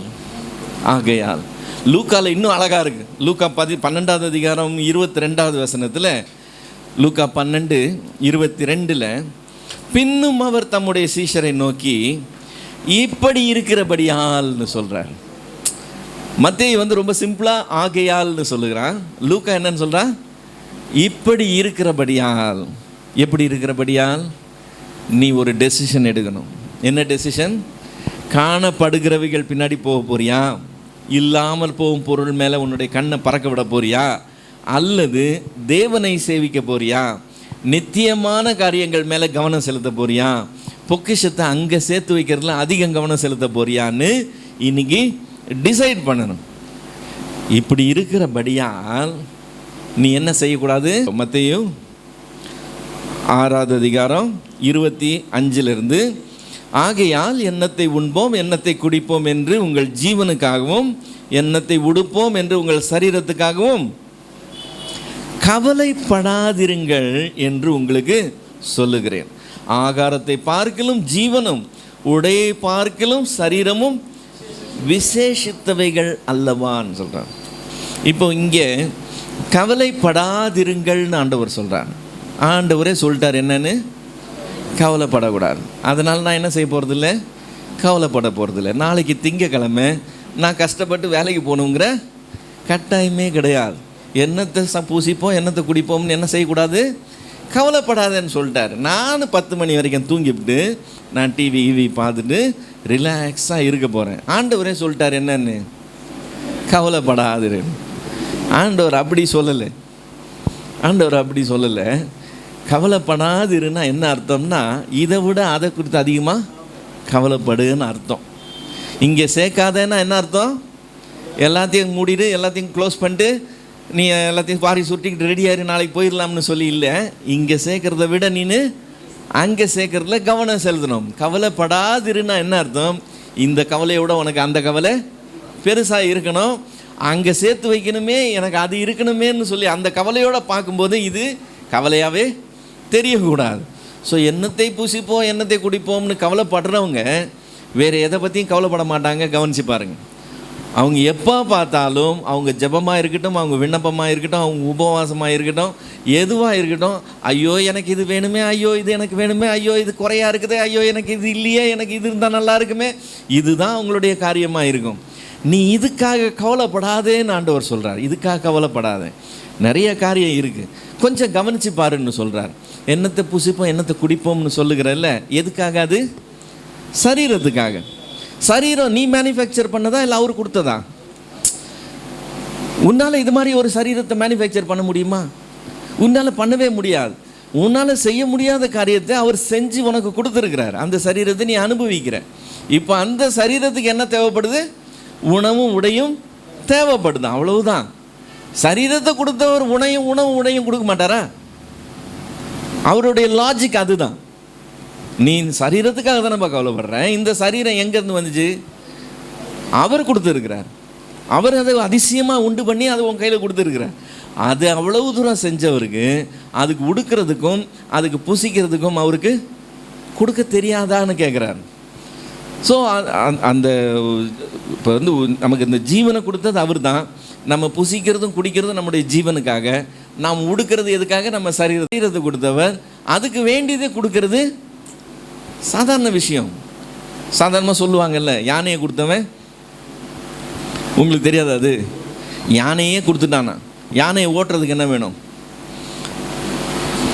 அங்குசம் இவ்வளோண்டு இருக்கும். அதை வச்சு தான் அவங்க குத்துவாங்க. குத்தி யானைக்கு எப்படி போகணும் என்னன்னு சொல்லி சொல்லுவாங்க. யானையை கொடுத்தவன் அங்குசம் கொடுக்க மாட்டானான்னு சொல்லுவாங்க. யானை தான் பெருசு, அங்குசம் இவ்வளோ உண்டு. ஸோ யானையை கொடுத்தவன் அங்குசம் கொடுக்க மாட்டானான்னு சொல்லுவாங்க. உங்களுக்கு சரீரத்தை கொடுத்துருக்கிறார், உங்களுக்கு ஜீவனை கொடுத்துருக்கிறார். அவர் கொடுத்தவருக்கு உங்களுக்கு ட்ரெஸ்ஸு கொடுக்கணும், சாப்பாடு கொடுக்கணும், தண்ணி கொடுக்கணும்னு தெரியாதா? அதுக்கு ஏன்பா நீங்கள் கவலைப்படுறீங்கன்னு அவர் சொல்கிறார்.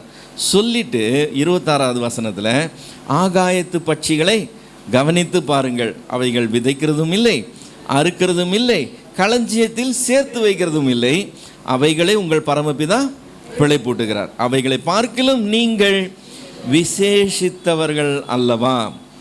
அவைகளை பார்க்கிலும் நீங்கள் விசேஷித்தவர்கள் அல்லவா? கவலைப்படுகிறதுனால எவன் தன் சரீர அளவோடு ஒரு முளத்தை கூட்டுவான்? உடைக்காகவும் நீங்கள் கவலைப்படுகிறது என்ன? காட்டு புஷ்பங்கள் எப்படி வளருகிறது என்று கவனித்து பாருங்கள்.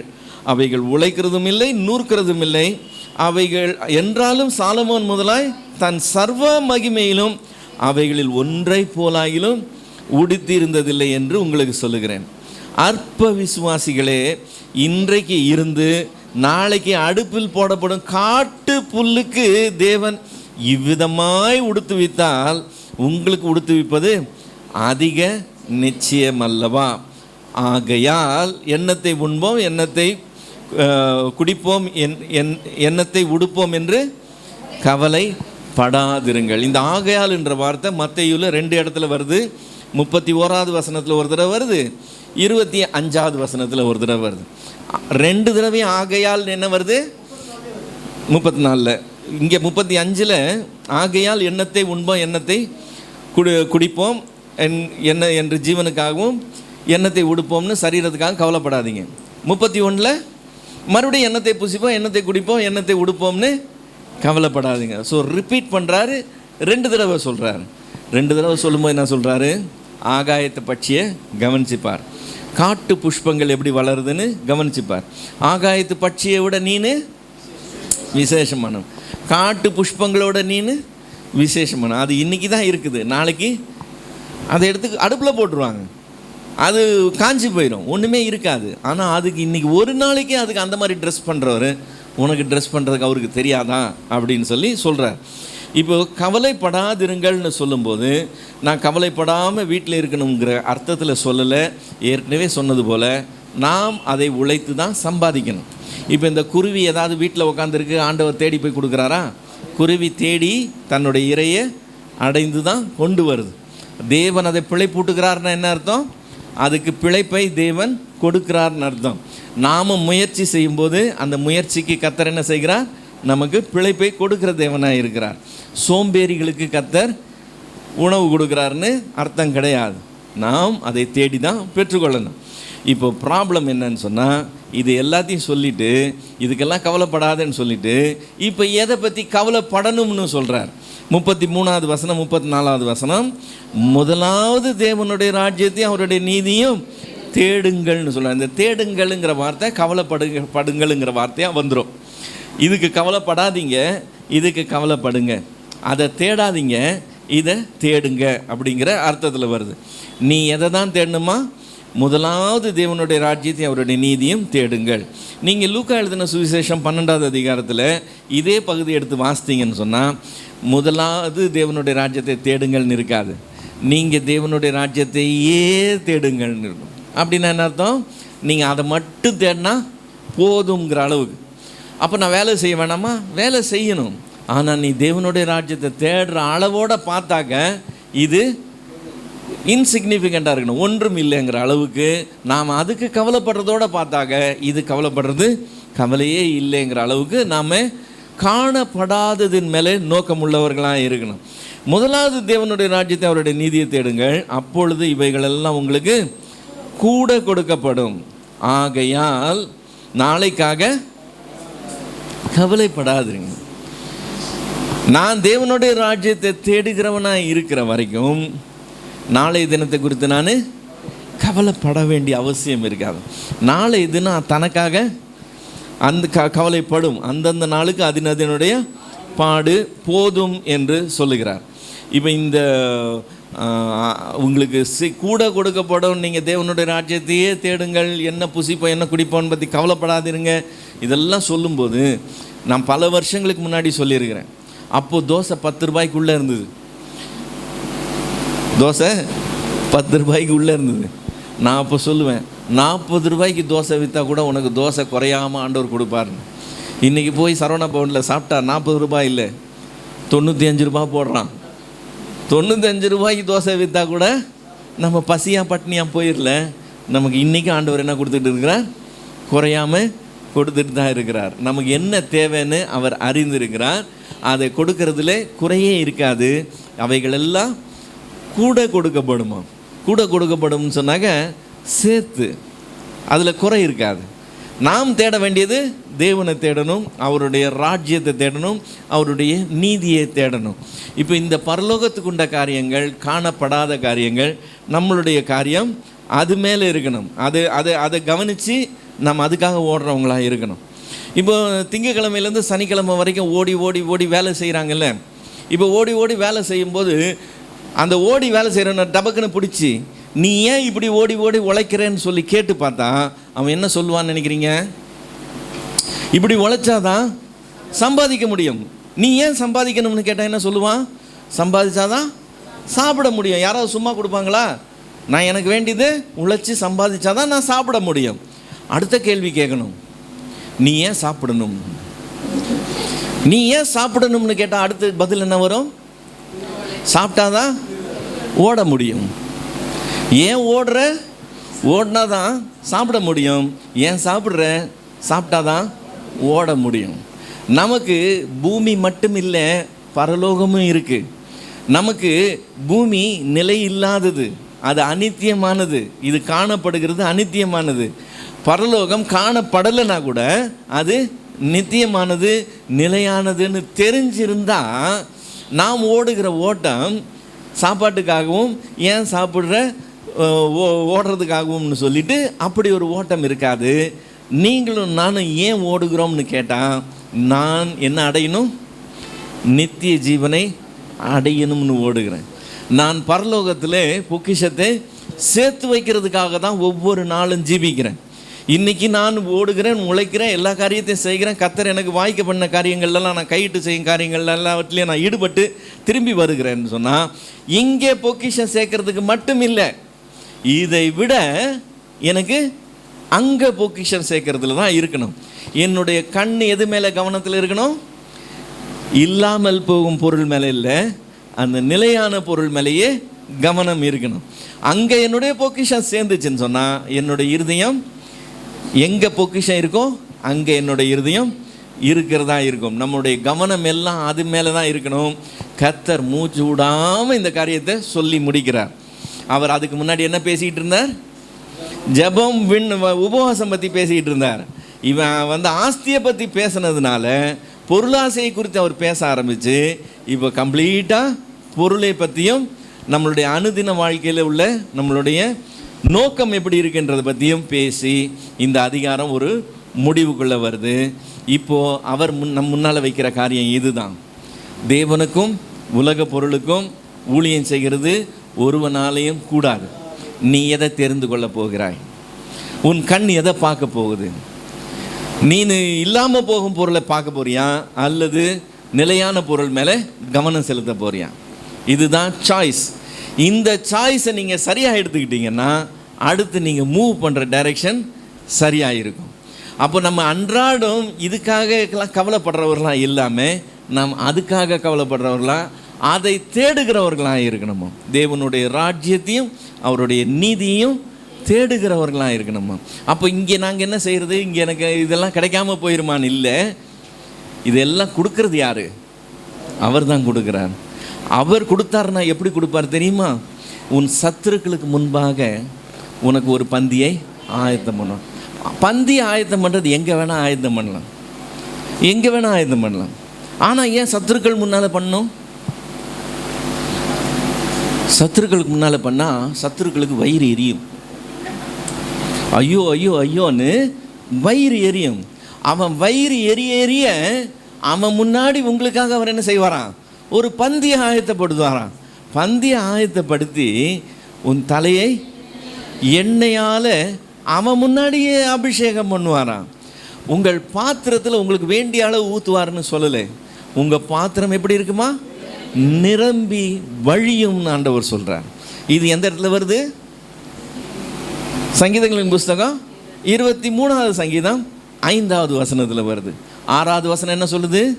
என் ஜீவனுள்ள நாளெல்லாம் நன்மையும் கிருபையும் என்னை தொடரும்னு வசனம் சொல்லுது. 1வது வசனம் என்ன சொல்லுது? கர்த்தர் என் மேய்ப்பராய் இருக்கிறார், நான் தாழ்ச்சி அடையேன்னு சொல்லுது. நான் கர்த்தரை என்னுடைய மேய்ப்பனா வச்சு நான் அவரை பின்தொடர்ந்து போனேன்னா இவைகளெல்லாம் கூட கொடுக்கப்படும்னு கர்த்தர் சொன்னார்ல. எந்த அளவுக்கு கூட கொடுக்கப்படுமா?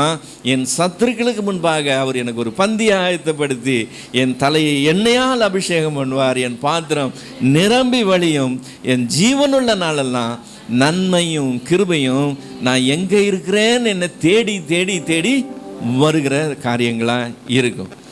இதுதான் வாழ்க்கையில் நாம் அனுபவித்து ருசிக்க வேண்டிய காரியம். கர்த்தர் நல்லவர் என்கிறதை ருசித்து பாருங்கள்னு சொல்லும்போது நீங்கள் கர்த்தரை தெரிந்து கொண்டு பாருங்கள். தேவனை சேவிக்கிறியா உலக பொருளை சேவிக்கிறியான்ற காரியம் வரும்போது நான் தேவனை சேவிக்க போகிறேன், உலக பொருளை இல்லை. காண்கிற இந்த உலகத்துக்காக நான் ஜீவிக்கலை, காணாத உலகத்துக்காக நான் ஜீவிக்கிறேங்கிறத தீர்மானம் பண்ணி தேவனுடைய ராஜ்யத்தையே தேடுகிறவர்களாக இருந்து பாருங்க, ஒன்றும் குறையிறது இல்லைங்கிறத நம்மளுடைய வாழ்க்கையில் நாம் அனுபவத்தில் கண்டு கர்த்தர் நல்லவர் என்கிறதையும் நான் விசுவாசிக்கிற தேவன் எவ்வளவு பெரியவர் என்கிறதையும் நாம் அனுபவத்தில் கண்டு கடந்து போக முடியும். இன்னைக்கு நாம் எடுக்க வேண்டிய தீர்மானம் என்னது? தேவனையா உலக பொருளையா? நான் எதை சேவிக்க போகிறேன்? கண்களை மூடி ஆண்டவர் நோக்கி பார்க்கலாமா?